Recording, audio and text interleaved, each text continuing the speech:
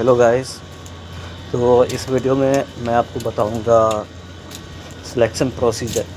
मैं अभी SFEC Saudi French engineering construction में आया हूँ।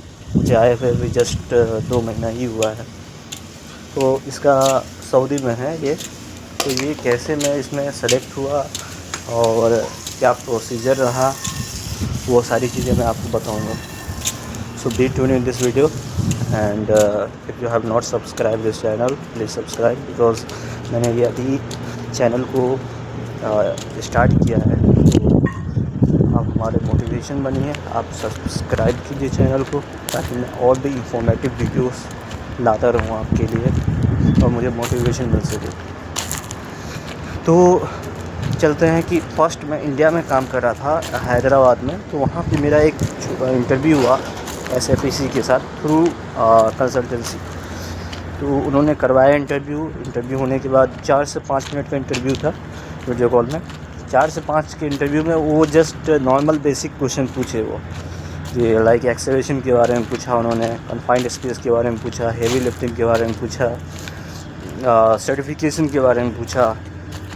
तो बाहर आने के लिए आपके पास जब भी आप गल्फ़ में आ रहे हैं तो you must have a निबोस IGC certification that is required. Okay, तो ये चीज़ें आपके पास होनी चाहिए। तो वो सारी चीज़ें हो गई, इंटरव्यू क्लोज़ हो गया, ये सब सारी चीज़ें हो गई। तो उसके बाद से मैंने वेट किया, रिस्पॉन्स आया कंसल्टेंसी की तरफ से कि you have qualified and you are selected for job. मैं बहुत खुश हुआ। इसके बाद से प्रोसेस हुए, मेडिकल होने के बाद हमारे स्किल टेस्ट हुए, स्किल टेस्ट होने के बाद हमारी फ़्लाइट हुई, टिकट हुई, वीज़ा आया, वीज़ा होने के बाद टिकट हुआ, टिकट होने के बाद मैं जो फ़्लाइट पकड़ के आ गया दमाम। ये जो SFEC कंपनी है सऊदी फ्रेंच इंजीनियरिंग कंस्ट्रक्शन, वो इसके हेड ऑफिस जो है दमाम में है। ओके, तो मैं वहाँ गया। वहाँ जाने के बाद फिर से एग्रीमेंट हुआ। एग्रीमेंट होने के बाद उन्होंने क्या किया कि यहाँ कैंपस में एकोमोडेशन जो है वहाँ पे ला के रख दिया हम लोग को। फिर सेकेंड डे हम लोग ऑफ़िस में गए। ऑफ़िस में जाने के बाद उन्होंने पूरा प्रोसीजर बताया कि ये एक आरामको प्रोजेक्ट पे ये कंपनी जो हमारी कंपनी है SFEC वो काम कर रही है। तो you must have approval bye Aramco, तो आपको आरामको टेस्ट भी देना पड़ेगा। ये बात हमारी ऑफिस में नहीं हुई थी। So I was shocked but I was also feeling good that we will get approval of Aramco. But there is a problem कि आपको 5 इयर्स ऑफ एक्सपीरियंस चाहिए होता है आरामको। किसी भी आरामको प्रोजेक्ट पर आप काम कीजिएगा तो मिनिमम 5 इयर्स ऑफ एक्सपीरियंस मांगता है वो। तो ये एक तरीके का प्रॉब्लम था मुझे, और वो अभी भी है।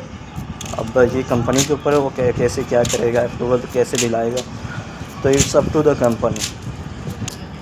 बाकी सेकेंड ऑफिस में जब मैं गया वहाँ पे तो उन्होंने कहा कि आप तैयारी कीजिए आरामको की, और आरामको का आपको टेस्ट देना है। वो हम लोग अभी तैयारी कर रहे हैं। ऑफ़िस जाते हैं, ऑफ़िस से आते हैं, अभी हम लोग की ड्यूटी स्टार्ट नहीं हुई है।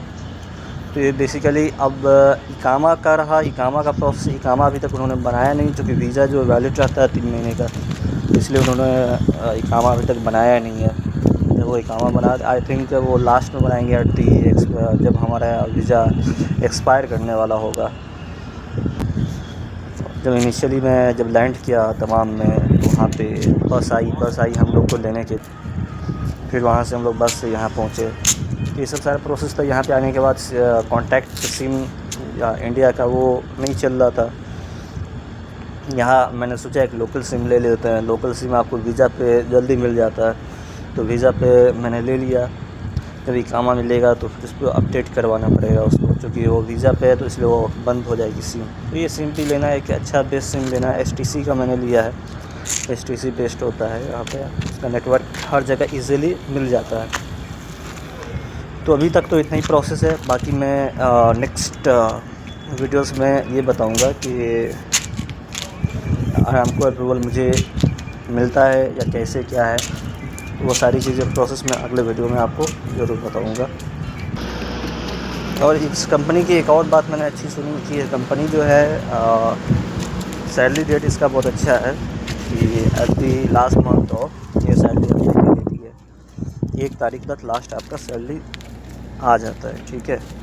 ये बहुत अच्छा चीज़ लगा मेरे को। बाकी एक और शॉकिंग लगा कि ये जो है सब कॉन्ट्रैक्टर कंपनी है, सब कॉन्ट्रैक्टर कंपनी है। तो मुझे लग रहा था कि मेन कॉन्ट्रैक्टर होगा, लेकिन ये सब कॉन्ट्रैक्टर है।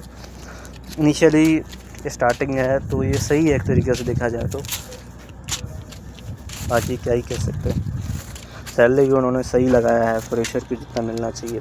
मैं आपको यहाँ कैंपस का भी रिव्यू करवाऊँगा नेक्स्ट वीडियो में कि कैंपस कैसा है, रूम कैसा है, कैसा दिया है देखने में, तो वो सब सारी चीज़ें दिखाऊँगा। खाना का कैसे है, मेस कैसा है यहाँ पे। बाय द वे बता दूँ तो यहाँ पे कंपनी जो है मेस प्रोवाइड करती है। यहाँ पे खाना बनाना खुद से अलाउड नहीं है इस कैंपस में। ये कंपनी के कुछ रूल्स एंड रेगुलेशंस हैं। बाकी ठीक ठाक है कंपनी काम करने के लिए। अगर आप फ्रेश आ रहे हो तो ये कंपनी उतना बुरा नहीं है।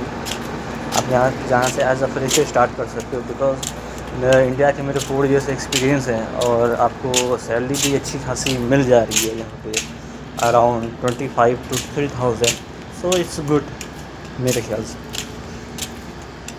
ये सब सारी चीज़ें हैं इस कंपनी के बारे में।